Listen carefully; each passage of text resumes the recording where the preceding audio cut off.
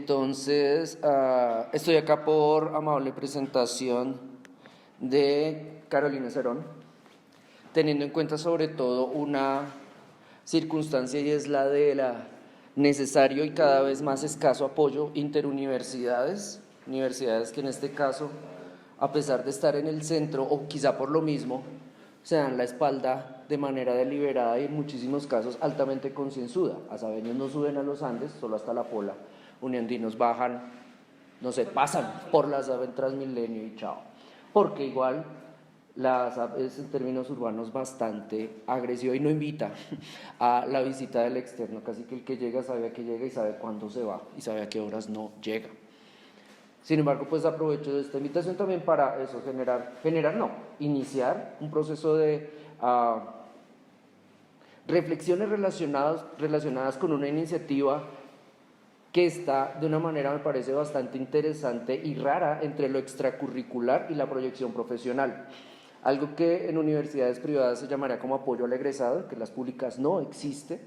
En el caso del Sindicato de Artistas opera como una ONG de apoyo al egresado por parte de iniciativa de egresados de artes plásticas de la ASAP. Entonces, en ese sentido,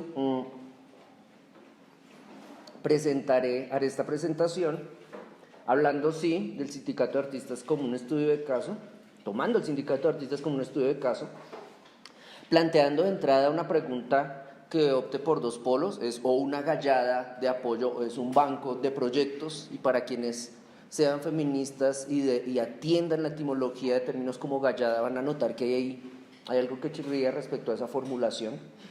Pues como gallada, brotherhood, hermandad, parchecito de manes que joden gente, a veces mujeres. Entonces, ahí de hecho me apoyaré en una afirmación que de hecho se emite dentro de una entrevista, dentro de un podcast, que le da la palabra a Lina Bolaños, la responsable inicial, aunque no la única, pero sí la inicial, de este sindicato de artistas. Entonces, básicamente, voy a hablar de una iniciativa que tiene muy poquitos meses de duración, que ha estado a punto de terminar varias veces, como las asociaciones de artistas, y de la cual lo que más se conoce son sus crisis. De hecho, cuando se habla por fuera de la SAP sobre el sindicato, de lo que se acuerdan es de un mierdero que lo mencionaré, porque es como el que posicionó, sobre todo como en los medios especializados de arte contemporáneo joven, sobre todo rolos, fue lo que posicionó la existencia del sindicato y todas las tensiones que traía consigo. Inicialmente el sindicato de artistas se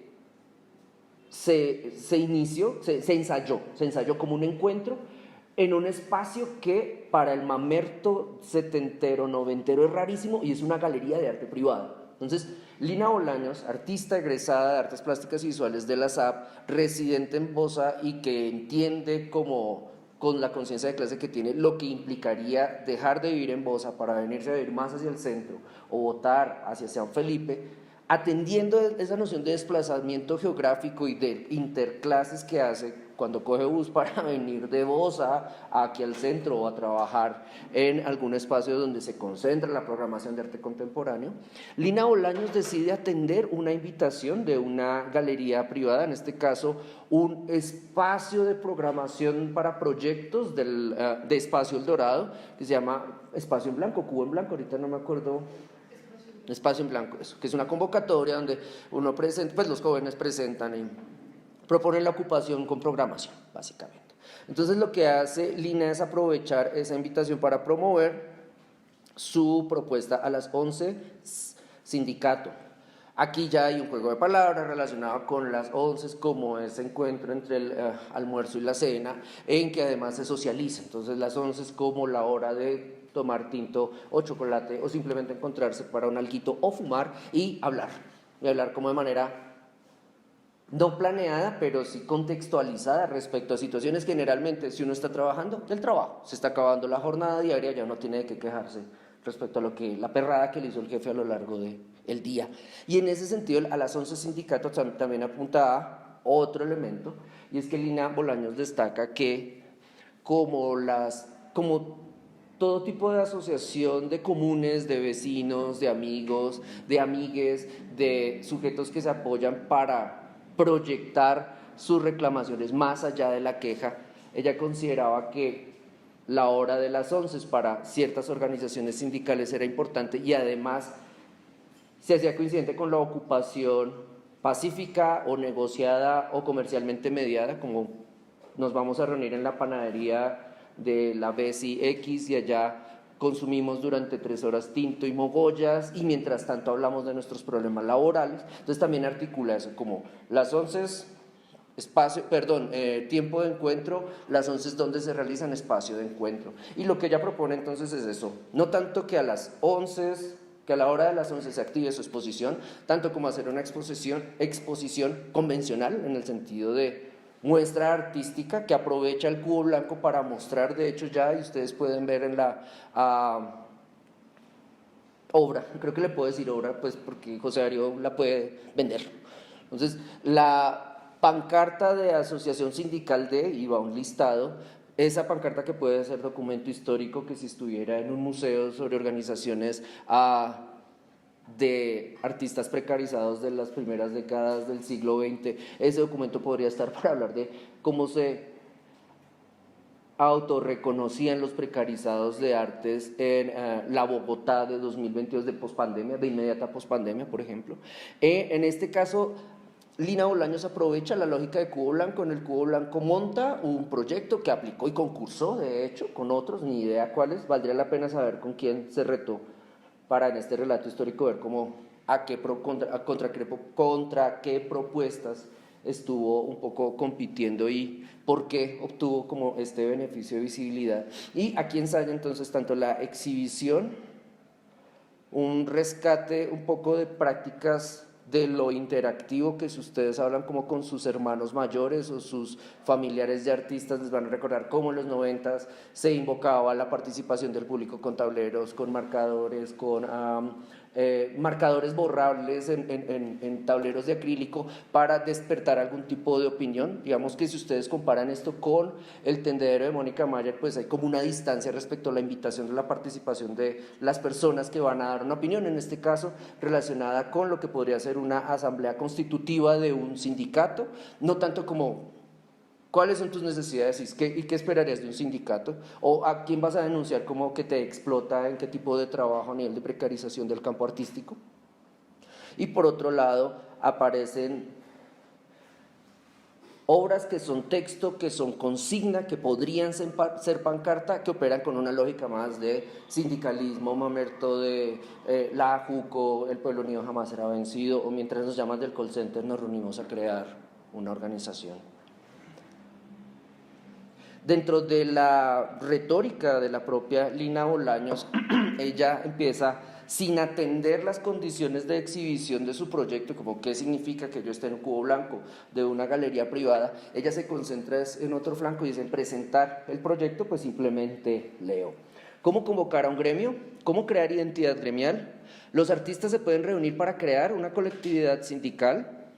Las piezas que constituyen el proyecto de las 11 sindicato responden a cada una de estas preguntas. Invitan a la reunión desde la cercanía, motivan a la organización gremial lejos de los egos creativos para conformar una asociación.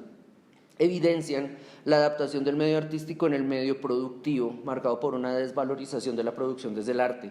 No plantean una propuesta final para la identidad de la agremiación por construir, sino que más bien proponen una plantilla o base para que desde la reunión se definan acciones concretas desde los artistas para los artistas. Ya voy adelantando como algunas conclusiones que estoy viendo como en esta revisión, ni siquiera en esta revisión, como en este acercamiento privilegiado que he tenido con esta organización, y es que en la retórica se nota que la persona es por lo menos millennial, en ese sentido evade el liderazgo hipster o de generación X de alguien que dice yo sé por dónde es y ustedes me van a seguir. Por supuesto que va del liderazgo mamerto del ochentero o noventero o incluso setentero que dice, es que si usted no me sigue, usted está contribuyendo con quienes nos tienen precarizados, como que no señala enemigos desde su punto inicial o uno de sus muchos puntos iniciales de enunciación, sino que más invita, pues es milenio, invita al diálogo. Y en ese sentido, invita al diálogo dando la posibilidad incluso de no ir sin señalar, como si no vienes a, que sería el modelo setentero, si no vienes a este diálogo tú estás apoyando a, etcétera. Simplemente invita para empezar a hablar a ver si es posible. Se hace una pregunta que en el sector nos solemos hacer y es una pregunta respecto a nuestra identidad profesional, que dependiendo de la clase social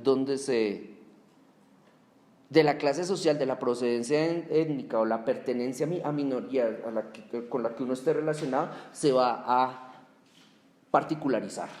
Entonces, si estoy de cierto estrato hacia arriba, del 4 hacia arriba, la pregunta por lo gremial no sale tanto como por el desempeño profesional. Si estoy del 4 al 3, y aquí me metería con los asabeños, si estoy del 4 al 3 es mierda, ¿y qué voy a hacer para no terminar como profesor de arte en una escuela del distrito o en un programa del distrito? Si es del 2 al 1, no hay pregunta.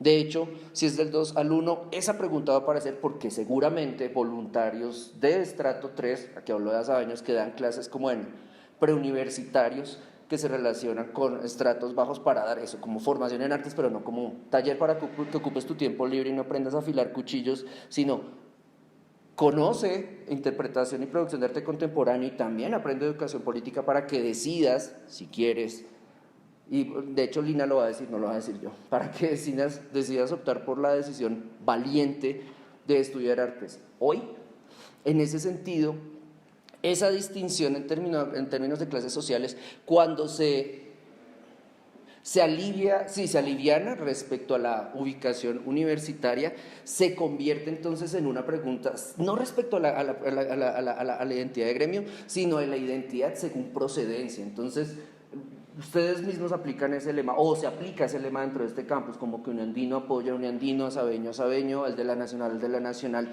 y cuando se encuentran como en espacios de interrelación que ya no serían los salones nacionales de artistas, porque pues eso para ustedes ya es un fósil, y el Ministerio de Cultura se está encargando de matarlo, nombrando, pues hasta el último, de nombrar deliberadamente personas que aniquilen a ese salón. Entonces los espacios de encuentro que ustedes tienen ya no operan a nivel de lo gremial. Es como, vamos a encontrarnos en el Salón de Arte Joven, vamos a coincidir, es más, vamos a luchar, y aquí hablaría por parte de los docentes, como vamos a ver cómo luchan los diferentes paradigmas de formación universitaria, Tadeo, Andes, Asap, Bosque, etcétera, para ver concurso, quién es mejor, panorama, como planteemos una historia de arte joven a partir de lo que sucede en estos salones. Estos salones ya decaen como modelo, entonces la pregunta por gremio pues no está. Hay otras preguntas más relacionadas sobre todo con la realización, por eso lo de lo millennial aquí es fundamental, me parece a mí, no es como me precarizo por amor al arte, sino mi precarización por hacer lo que amo, hacer que me va a implicar a largo plazo pobreza, enfermedades relacionadas con el trabajo, por ejemplo.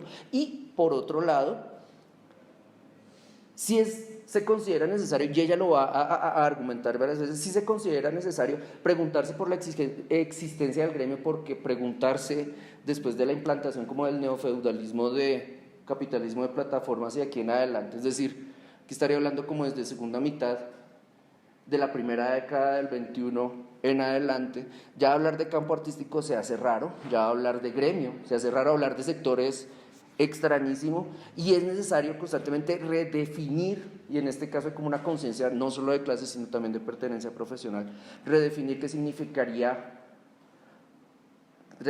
un gremio hoy, qué significaría pertenecer a ese gremio, qué implicaría pertenecer a ese gremio y qué implica alejarse de ese gremio o no querer reconocerse como parte de ese gremio. Lina Bolaños, entonces, en octubre, todo esto es octubre, vuelvo otra vez a publicación, invitación a las 11 sindicato, evento en Espacio El Dorado, exposición en Espacio El Dorado, declaración, que podemos tomarla como manifiesto, aunque decirle eso a ella sería como ponerle unas canas que no tienes, como volverla vieja o historizarla muy rápido, es como calma. Podcast, entrevista, que se le hace a Lina Bolaños en Radio Juntanza, donde, y aquí creo que van a empezar los problemas, en el minuto 16:50, va a plantearse unos objetivos respecto al sindicato. Entonces simplemente les pido que escuchen la retórica, los tropos que va a utilizar, las metáforas que va a usar, cómo va a comparar al campo artístico con su práctica, es que eso me pareció fascinante, con su práctica de fútbol americano de un equipo de rugby femenino y los modos, mecanismos de representación que activó a partir del ingresar a eso que podríamos considerar hobby o terapia física, y la manera como vuelve a enlazarlo con las preguntas que ella considera que se deberían hacer en el sector artístico, sobre todo para las personas de más reciente profesionalización. Más, estoy intentando un retrodecano para no decir los artistas del campo artístico, porque esto ya Pierre Bourdieu aquí hace rato, pues desde 2005 creo que dejó de ser pertinente respecto a cómo se desenvuelven o cómo se desenvuelve profesionalmente el área donde ustedes están. Entonces, va Lina Bolaños. De esa convocatoria. Como que el primer objetivo del sindicato para mí fue tener un respaldo, ¿sí? Como el backup, como individuo, como artista, poder contar con un grupo que de cierta forma te respalde. Si necesito quejarme ante esta situación laboral y estás como... Sí, eso surge porque recién estuve, hace como 1 año y medio, entré a ser parte de un equipo de fútbol americano. Y me di cuenta que, igual que ese deporte, son muy poquitas las personas que ahorita están interesadas y el apoyo por parte del Estado a ese tipo de prácticas. Entonces me sorprendió un montón que entre unas 10 personas ya ahorita haya una mesa digital de fútbol americano, que haya una federación y que esa federación se comunique con otras federaciones de otros países y podamos ir, que yo, entrando así nueva, pueda ir a un mundial de fútbol americano. Entonces me dije, como, ¿por qué un artista? Porque todo el conjunto de los artistas, más que todo plásticos, porque los escénicos o los actores ya están organizados y ya trabajan más en equipo. Porque nosotros no somos capaces de hacer eso, ¿no? Como que tengo un problema con una galería que me quiere cobrar más o solo dependemos de ciertos estímulos, sí, como que exista una gallada que respalde a esos seres que de cierta forma son valientes al estudiar artes. Solamente para volver a los tropos,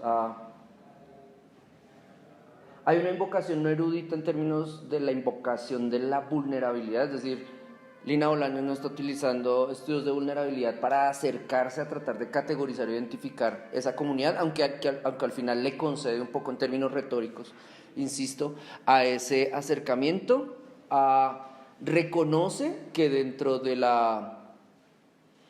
los objetivos, que su proyecto tiene objetivos, de hecho, y por otro lado que dentro de los objetivos está eso, como el generar un lugar de acompañamiento que puede estar muy fácilmente entre el grupo de autoayuda y el grupo de educación política, como que tanto escuchamos tus quejas, escuchamos tus denuncias, pero también podemos empezar, a partir de la acumulación de ese inventario de cuestionamientos, empezar a connotar qué se puede hacer más allá de nuestro espacio, de nuestro lugar de encuentro. Y en ese sentido ya ella lo menciona respecto a la galería que cobra además, de hecho ahí se nota un poco la inexperiencia en términos de mercado del arte. Las galerías no cobran más, las galerías hacen las pendejas sistemáticamente para pagar el 40% que les deben respecto a la consignación que dejaron a la consignación de su obra que ustedes dejaron en el espacio de la galería.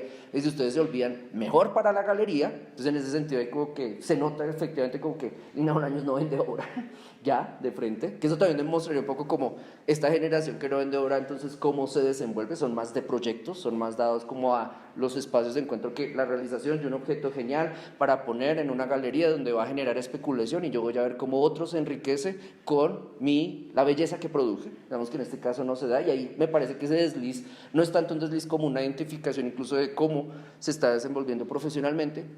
Y por otro lado habla de algo que es como el eterno motor de tensión entre gremio artístico, el que sea. Aquí hablaría de la generación incluso que me precede, hasta creo la de ustedes, y es cómo entonces se resuelve o se entiende en términos del Estado y los agentes privados la dependencia del productor de hechos creativos a nivel de lo visual respecto a la experimentación, la financiación, el poder pensar proyectos que no sean vendibles.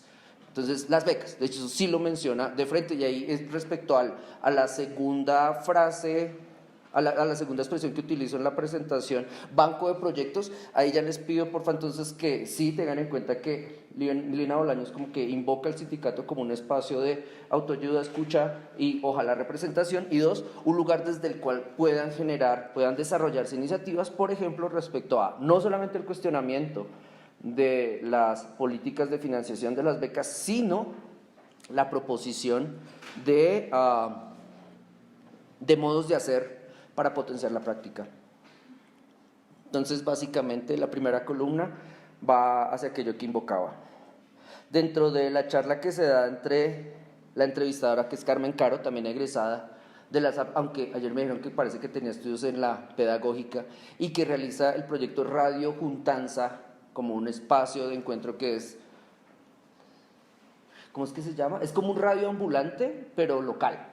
Entonces tiene incluso como la misma retórica, le falta como la musiquita y el locutor peruano para redondear el paisaje sonoro, pero es un poco como un radio ambulante que trabaja a partir de generar un espacio de comunicación, acercarse a personas representativas, por ejemplo, respecto a procesos de activación, activismo, movilización en diferentes sectores, no quedarse en Bogotá, etc. Entonces Carmen Caro, dentro de ese programa de Radio Juntanza, pone a Lina Bolaños como la primera invitada, y de ahí sale este diálogo del cual ustedes escucharon estos 2 minutos, y dentro de esos 2 minutos la persona que sugiere gallada es Carmen Caro. Y después Lina Bolaños, a medida que evoluciona como en el monólogo que está presentando, después ella conceptúa esa gallada. Y me gusta mucho por el concepto, por lo problemático que es, y es que menos mal no dijeron manada. Y en ese sentido creo que noticias recientes respecto a grupos de humanos agrediendo a una mujer, y estoy hablando del caso español, esto tiene como una gran recordación dentro de esta generación. Entonces, menos mal no dijeron gallada, pero no dijeron pandilla. Menos mal no dijeron parche, pero es que son millennials. Y en ese sentido, ¿cómo entienden la gallada? Entonces, buscando la etimología del término, la gallada sí hace referencia a un grupo de amiguetes que sea de manera informal y que de manera informal concertan acciones. Generalmente, y aquí vuelvo otra vez, vuelvo no a la distinción de clase social, sino más a la distinción etaria, grupo de amiguetes jóvenes que después se perpetúa. Entonces, gallada, club, gallada hasta los 25 en adelante, club. Estos amiguetes, cuando son jóvenes, se reúnen para de manera espontánea planear y realizar acciones. Entonces me llamaba mucho la atención porque pues lo pensé ñero, como una gallada para respaldar. ¿Qué significaba en mi barrio cuando yo tenía 16 años tener una gallada para que me respaldara? Pues fácil, me agarro con el de la otra cuadra, me casca, yo llamo a mi gallada, les digo, fue ese hijo de puta, y vamos y le rompemos los vidrios. Entonces hay como un ejercicio de cálculo de la violencia y del respaldo, en el sentido de él está aquí para respaldarme en términos de fuerza, de potencia, porque se ejerce en ese sentido la representación. Y en este caso me llama como eso me parece como un fósil macho, como que me llama la atención la aparición, la permanencia, no la pertinencia, la permanencia de ese fósil para hablar de un sindicato. Y me gusta después cuando Lina Bolaños, creo que no creo que diga como, mierda, estoy utilizando una palabra donde gallada tiene que ver con el gallo ejerce, etcétera, etcétera, sino que trata de... Y entonces paso a la última parte de la primera columna, trata de articular esa gallada, ese sindicato como gallada, como un espacio donde se construye una idea de representación. Y en ese sentido, la construcción de la idea de representación está implícita, pero no es paternalista, no es como ven aquí y te represento, dame una cuota y te represento, o ven persona vulnerada, que yo no soy vulnerada, yo tengo la posibilidad de darte visibilidad, sino que una y otra vez vuelve a la invitación, al diálogo. Y en ese sentido entonces ya no es reunámonos para vandalizar, como, si vieron que no hubo becas para nuestra edad, o si vieron que otra vez las becas se quedaron en San Felipe, vamos a romperle las ventanas al Ministerio de Cultura, sino, si vio que ya no nos dieron becas, ¿qué vamos a hacer? Y no simplemente nos quedamos llorando, que digamos los de generación X nos quedábamos llorando y de pronto hacíamos espacios independientes para agarrarnos entre nosotros, le hace el bodegón, le hace Miami. En este sentido, donde ya la historia del arte contemporáneo ha evolucionado, la propuesta de esos encuentros se plantea definiéndolo, me parece a mí, desde términos generacionales, qué tipo de representación política consideran y qué tipo de representación política les es pertinente para dedicarle tiempo a pensarla. De hecho, para mí, aquí lo digo como viejo que veía, acompañaba y veía lo que hacían estos jóvenes, para mí ese fue el primer mierdero, la connotación de representación política, cómo visibilizar, pero pues poco a poco. Entonces, ya lo he dicho, y aquí voy a abrir un punto que me parece que es de los estructurales de la proyección del sindicato, que exigiría una construcción incluso de protocolos para saber qué tipo de denuncias recibir, cómo recibirlas y qué hacer con ellas. Entonces, insisto, el último elemento, el del repositorio de denuncias, considero que sería como uno de los elementos de configuración de nuevos debates, pero pues bueno, no lo he hecho en esta presentación, pero yo cuando hablo de debate, yo creo que pelear es útil, poner a luchar perspectivas opuestas para construir, me parece que sí construye. Lo contrario, no peleemos y hagámonos pasito para que todo bien, me parece que esa perspectiva no. Entonces veo que el repositorio de denuncias, como en una tercera etapa, ya al final de mi presentación, podría ser como uno de los futuros debates que habría de enfrentar el sindicato. Entonces aquí es donde empieza el mierdero respecto a qué es representación, cómo representamos, dónde. En una publicación de Instagram se invita a un seminario de conformación. ¿Y qué se entiende como seminario de conformación? Básicamente, después de la invitación a los encuentros que se dieron dentro del espacio de exposición a las 11 sindicato en Espacio El Dorado, se invitó a todo el mundo, o sea, nuevamente como invitación abierta, no solamente millennials, no solamente artistas mujeres, no solamente artistas de las artes, etcétera. Se hace una invitación abierta para empezar a discutir la estructura de funcionamiento, como el organigrama, la estructura de funcionamiento, e inclusive proponer o empezar a ver el panorama de los estatutos que habrían de orientar esta organización. Y aquí se arma el despelote, porque como Arbo todo se lo tira, la pregunta fue, Arbo está dentro de, como ahorita Arbo fin de semana, está a nada, a una semana.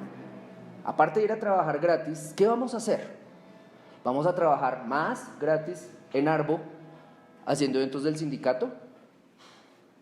Otra opción era, vamos a organizar una gallada para romperle las ventanas a Arbo, porque Arbo es uno de los grandes vendedores de bazuco de artistas jóvenes y responsable de su adicción a no vender nada o autoexplotarse. ¿O no vamos? Fueron más, pero les estoy poniendo como en 3 elementos como para manejarlos.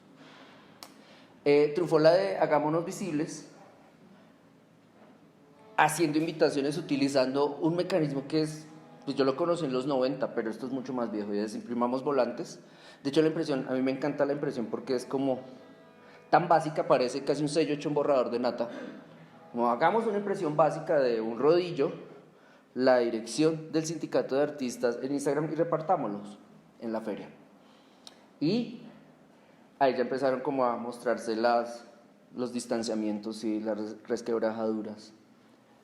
Este fue el más famoso por la manera como los sujetos que adelantaron este señalamiento, sujetos noventeros, sujetos de la Tadeo, no de Pública, empezaron a operar replicando una lógica de debate que en el foro que les formó, como en términos de educación sentimental para esa generación, es Esfera Pública el foro que educó cómo se debate. Entonces aplican el modelo de carta abierta que ya se ha venido ensayado durante, pues ¿cuánto tiene Esfera Pública? 30 años, durante 3, lo que sea décadas que se ha venido ensayando en Esfera Pública, lo replican acá y lo convierten en una actividad performativa, visual, que recurre a este tipo de juegos de palabras donde ellos entienden que el recurso a la etimología, el juego de palabras es tan pertinente como la selección del color.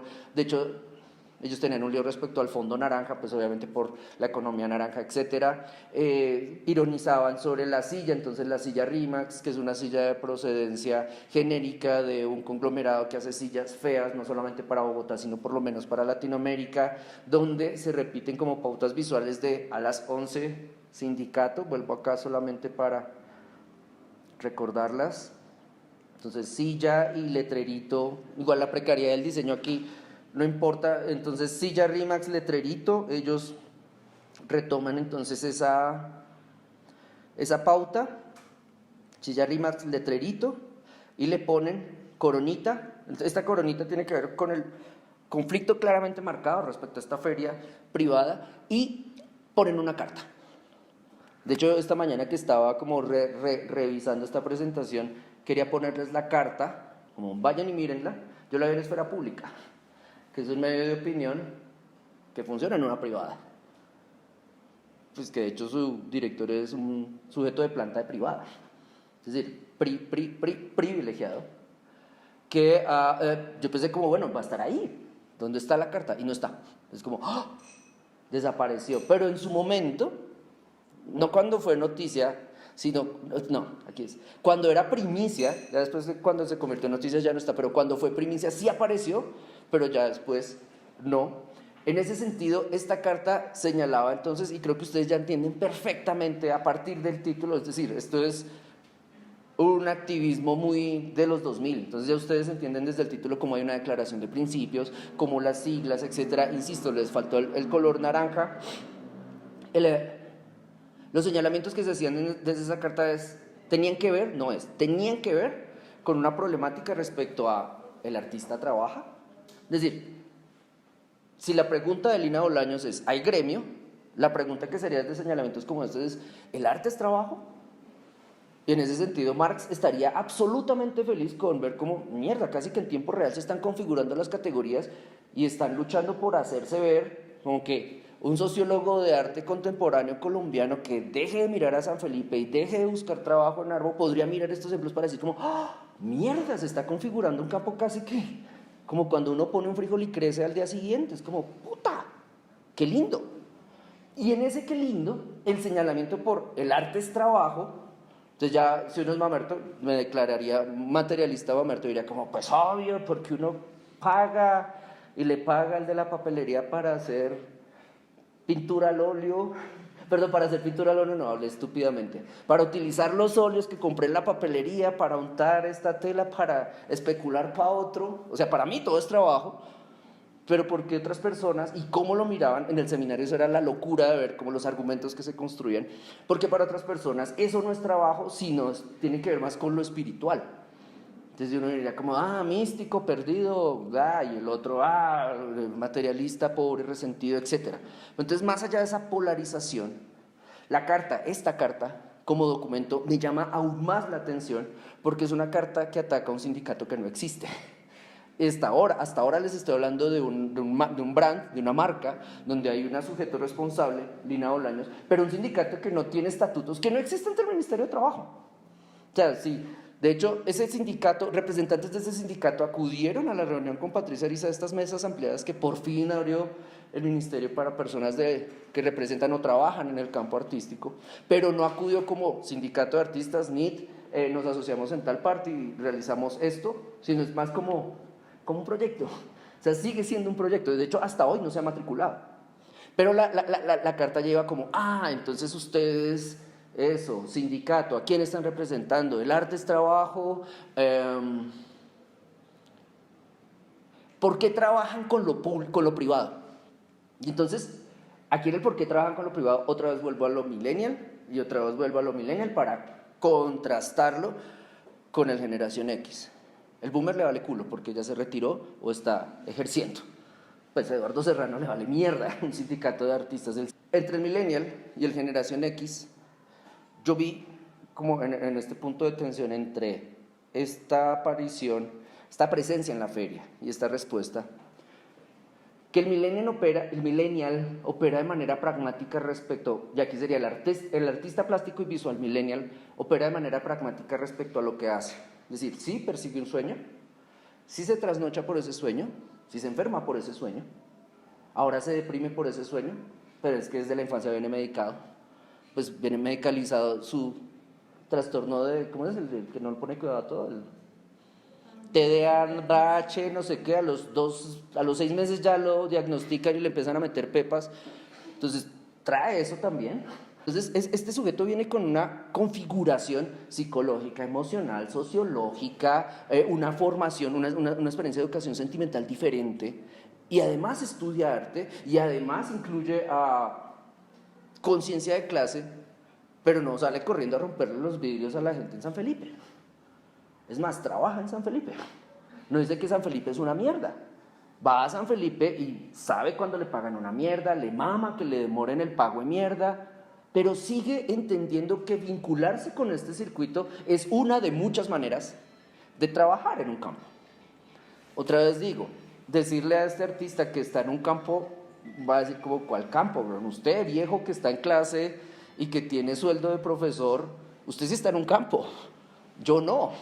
Cuando a mí me toca estar entre teleperformance, montaje en San Felipe, ser guía en Arbo, yo no estoy en ningún campo de un carajo. ¿Usted cómo me va a decir a mí no trabaje con ellos? Si usted ya tiene por lo menos el privilegio de que durante 8 meses de 12 del año cobra. Y entonces, ese pragmatismo de la generación millennial me parece que es como bastante rico de entender, como que tiene el potencial de entenderse para contrastarlo con el pragmatismo de la generación inmediatamente anterior. Estoy hablando de los que hicieron Miami, por ejemplo. No los del bodegón, sino los de Miami, que serían como el canto de cisne de los espacios independientes que después pasaron a convertirse en galería itinerante. Entonces aquí abro paréntesis respecto a Miami.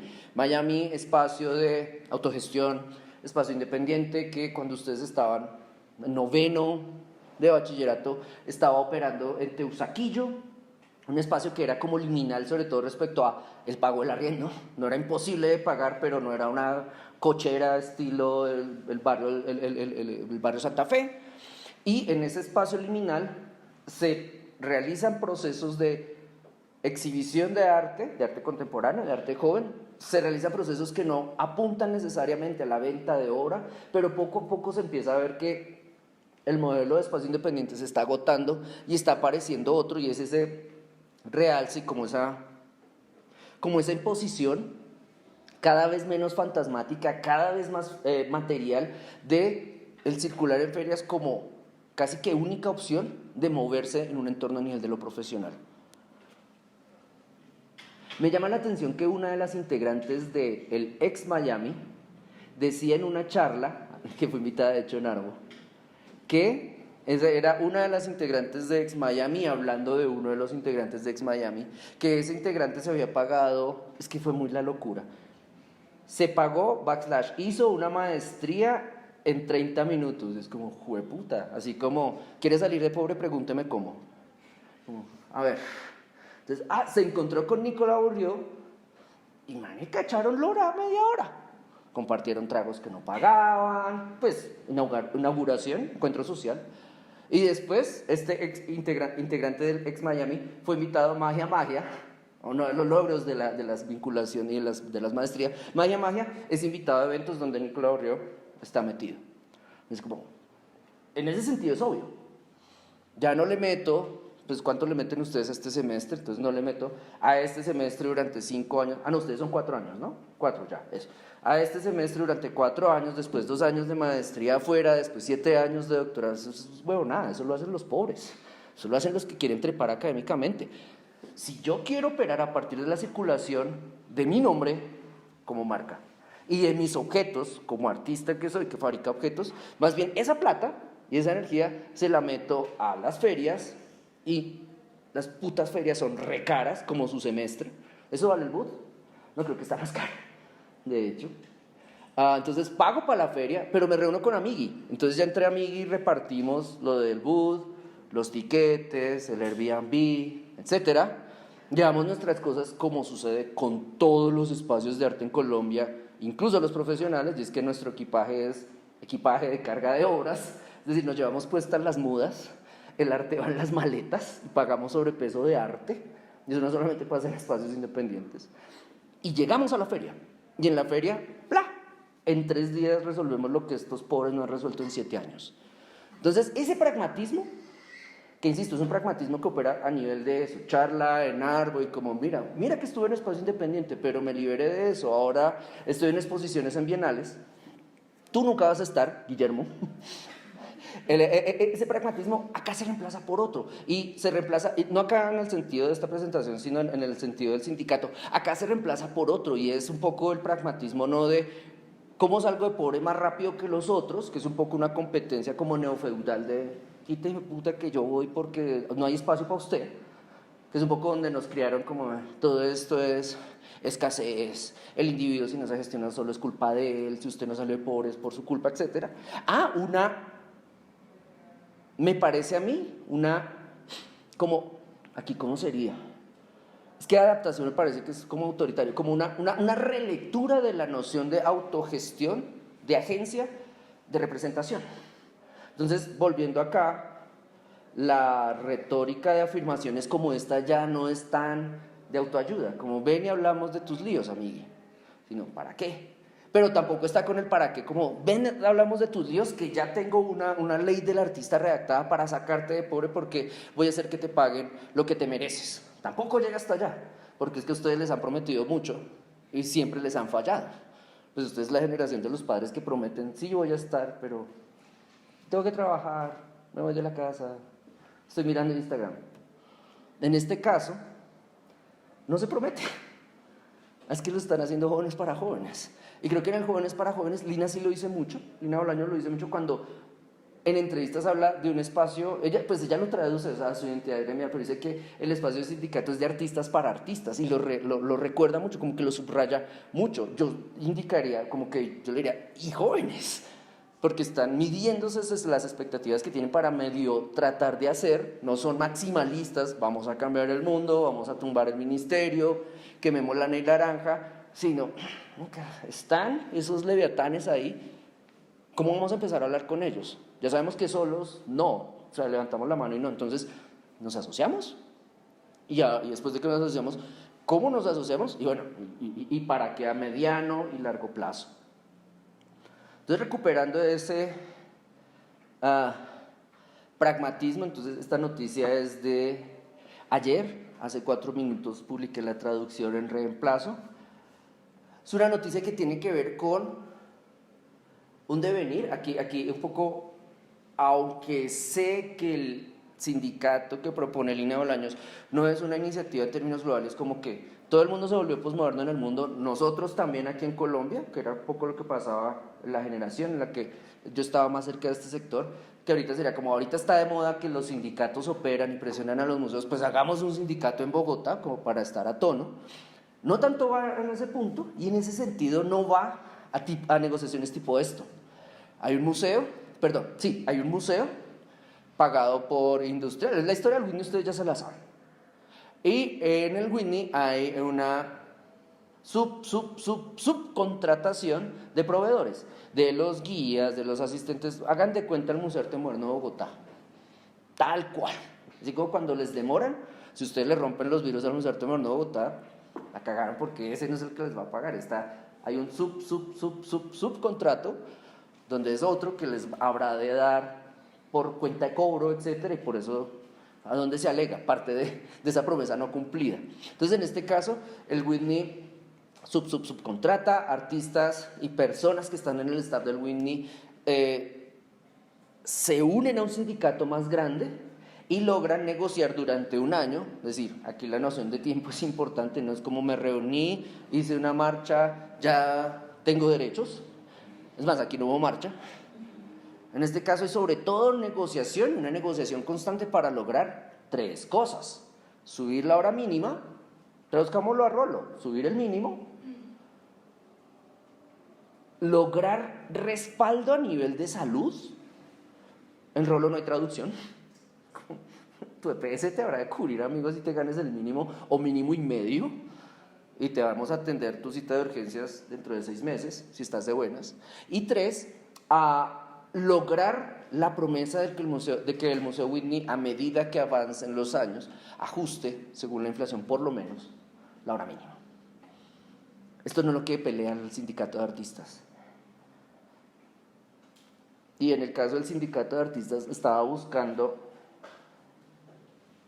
en la década de los 90, creo que eso ustedes se los han dictado acá, había un personaje que era hecho un colectivo de artistas noventeros, acuérdense de esto, o sea, no pierdan esto de vista, es decir, como post-punk, que se llamaba Luther Blissett. Y Luther Blissett hablaba como de las zonas temporales. ¿Su merced les ha hablado de eso? Ok, entonces pues lo pongo acá para que no sea narración oral. Aquí la pregunta es como, ¿esto es un parche? ¿Hacking Bay existía o no? ¿Era un seudónimo como Pedro Manrique Figueroa, Cyberpunk, etcétera? O sea, como superen eso. Eso no es fructífero. Lo que pues no para esta clase, o sea, pero Dios mío, la cagué.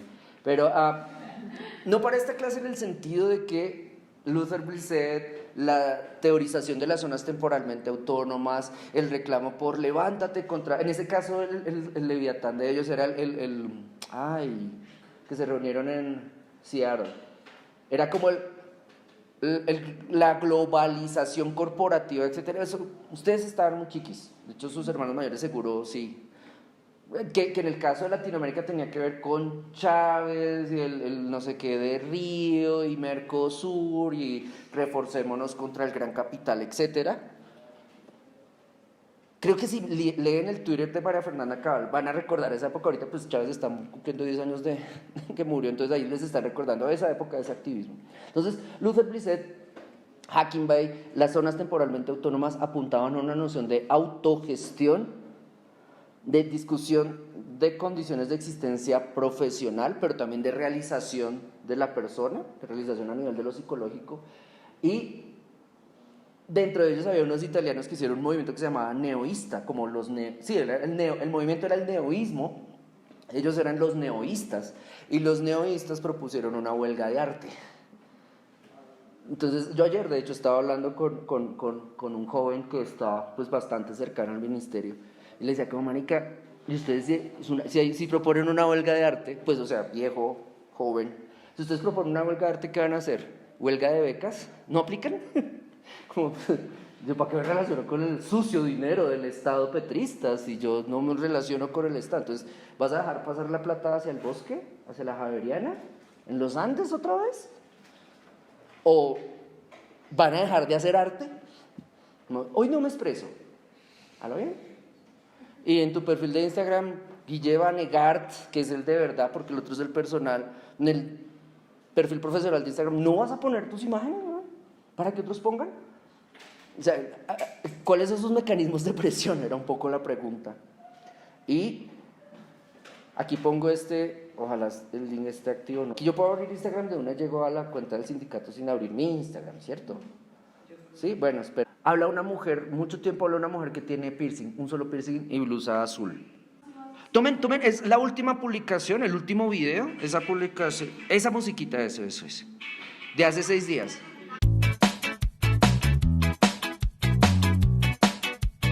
Hola, esta es la segunda parte de la cuarta sesión del seminario Trabajo del Arte en Colombia, en la que hablamos sobre políticas públicas de cultura. Anteriormente habíamos hablado sobre la Ley General de Cultura, pero ¿qué está haciendo actualmente el gobierno para cumplirle a los colombianos en esta materia? En primer lugar, hablamos de una recomendación, y es que si tenemos dudas frente a la vigencia de las normas que rigen un sector, es importante consultar los decretos únicos reglamentarios, que para el caso de cultura es el decreto 1080 del año 2015. En particular, sobre este decreto miramos la parte sobre los incentivos tributarios. Los incentivos tributarios son una estrategia que viene desarrollando el gobierno desde el año 2003, donde se busca que el sector privado invierta en el desarrollo cultural del país. Y pues ahora, con la reforma tributaria, esta iniciativa estuvo en riesgo, pero se reunieron todos los exministros de Cultura para solicitarle al actual ministro de Hacienda proteger las iniciativas para el fomento de la cultura de la mano del sector privado. Entonces, en este año estamos a la expectativa de cómo va a afectar esta reforma a nuestro sector en particular. Otro tema del que se habló fue sobre la economía creativa y su relación con los tratados de libre comercio, donde abordamos el tema del enriquecimiento de grandes industrias extranjeras en contraste con la precarización laboral en países como el nuestro, que además se da por la falta de organización de nuestro gremio. ¿Existe un gremio? Además, en estas dinámicas de los tratados de libre comercio, los países que no cumplan con lo pactado dentro del acuerdo se ven sometidos a sanciones y a multas que son demasiado altas. Entonces, realmente el incentivo es a que hay que cumplir sí o sí lo que diga el Tratado de Libre Comercio, así afecte a los trabajadores del país como es Colombia y en concreto así afecte, por ejemplo, en las políticas de cultura a los trabajadores del sector de la cultura. Por su parte, la UNESCO también ha advertido sobre la precarización del trabajo del sector cultura a nivel mundial y ellos hacen un análisis sobre la disparidad que existe entre el incremento del consumo de contenidos culturales y el incremento de las ganancias de empresas que mueven estos contenidos culturales y el decrecimiento de los salarios de los trabajadores creativos que al final son quienes hacen estos contenidos.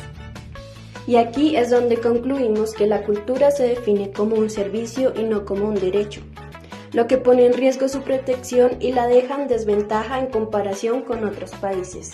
Es por esta razón que artistas, gestores, gestoras culturales debemos estar pendientes de los decretos, de las normas, de los cambios en la legislación para poder incidir en las políticas públicas para que puedan garantizar un mejor entorno para las personas que trabajan en el sector creativo. Por esta razón se está llevando esta iniciativa de pensar la mejor organización para el sector y se está planteando la posibilidad de crear este sindicato. No te pierdas ninguna información, sigue nuestras redes sociales. Listo. Entonces, vuelvo otra vez, como la verbalización, se habla de normas, se habla de un cálculo respecto a los efectos que pueden tener ciertas normas respecto a la pregunta que se deja además como pregunta en tono postirónico: ¿existe un gremio? Y continuamos con la música.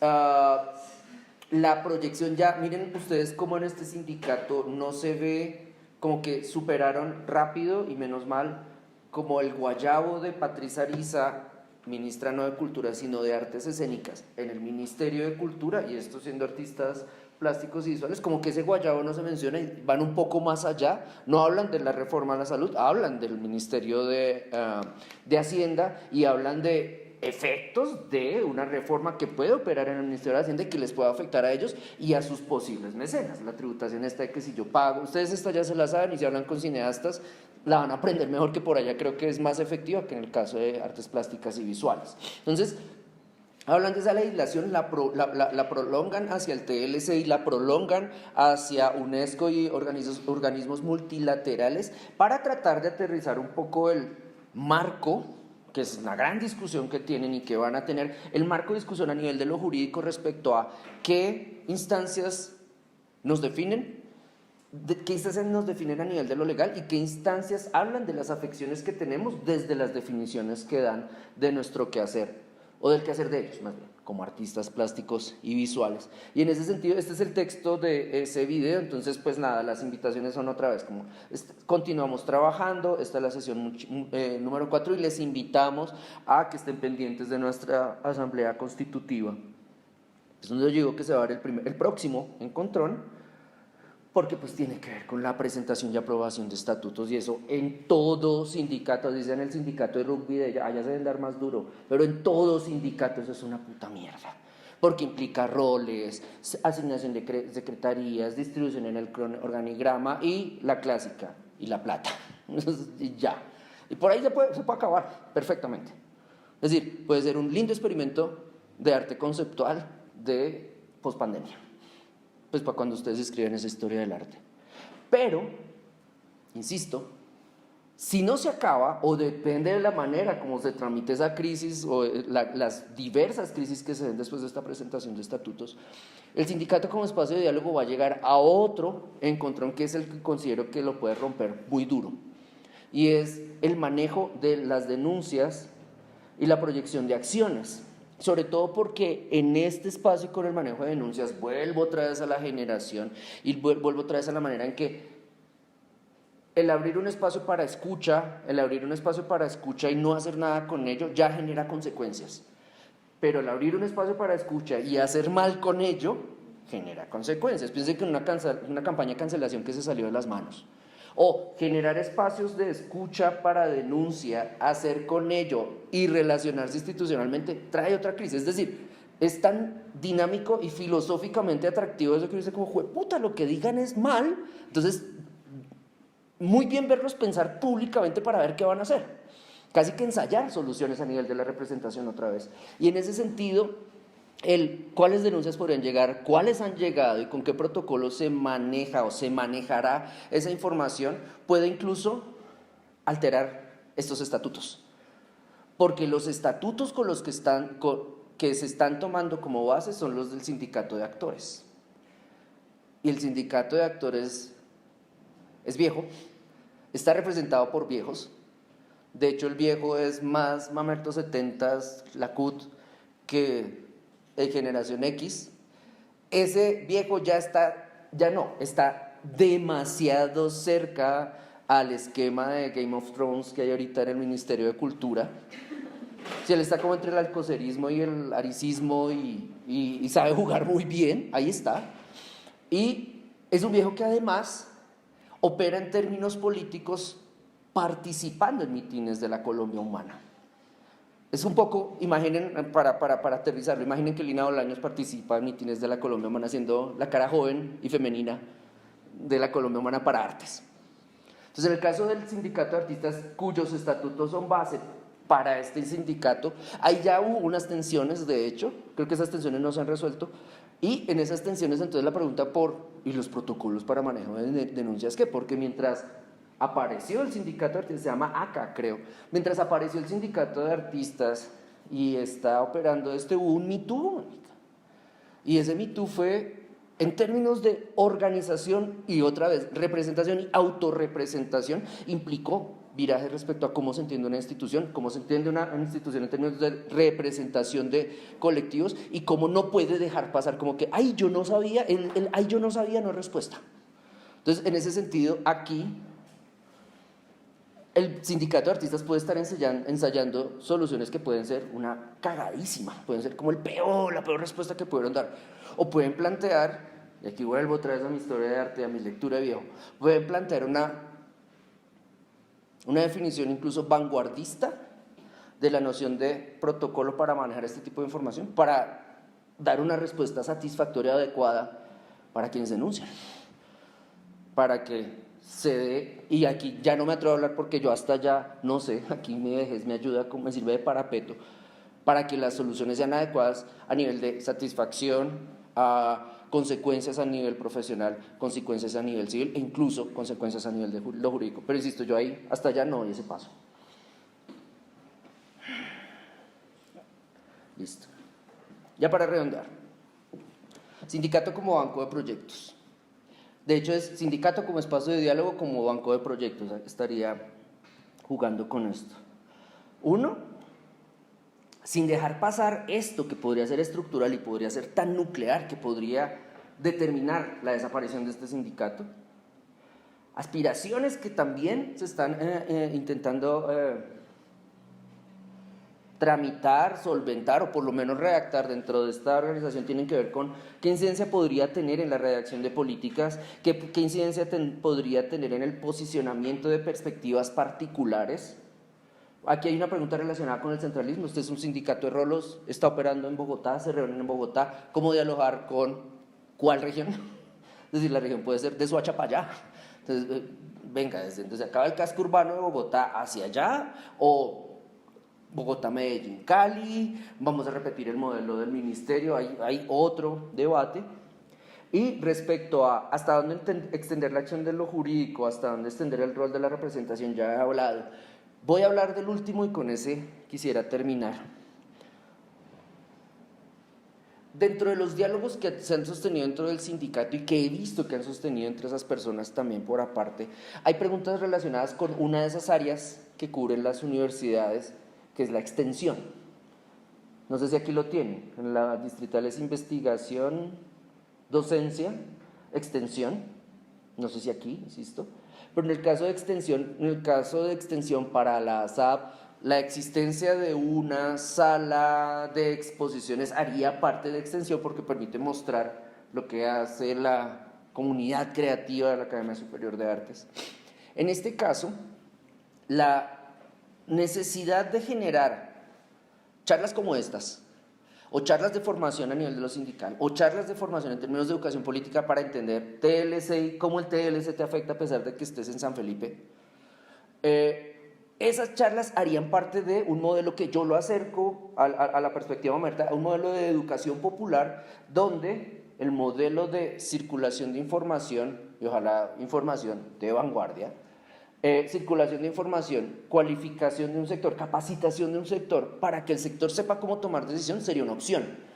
Y en ese sentido, la participación en charlas, el preguntarse otra vez, sí o no recibimos recursos del Estado, o sea, ¿qué pasaría si el sindicato de artistas aplica una beca de circulación internacional porque le invitaron del sindicato de artistas en Florida y va a ir, ¿quién va a ir? Eso va a ser un mierdero, ¿va Lina Bolaños, la que siempre ha hablado? ¿O va a ir XXX de no sé dónde y cómo lo vamos a elegir?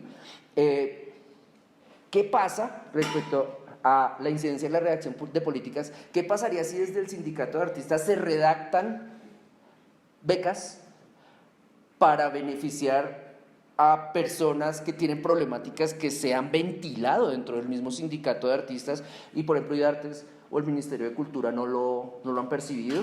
¿Con quién hablar? ¿Cómo establecer esos primeros contactos?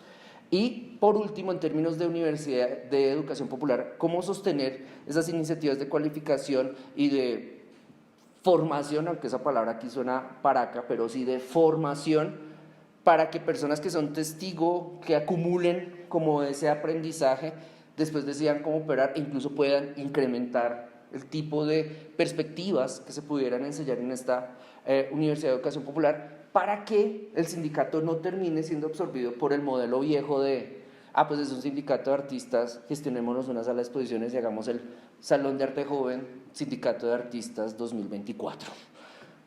¿Qué podría hacer? Pero pues, ay manica, tanto esfuerzo para hacer un salón Colsanitas del sindicato y dando menos plata, por ejemplo. Entonces, para que se entienda eso, como la cantidad de información y la cantidad de esfuerzo acumulado y la cantidad de saber acumulado, cómo podrían configurar una institución mucho más pertinente que simplemente un grupo de autoayuda que redacta una beca. Y ahí ya ahora sí paro, yo creo que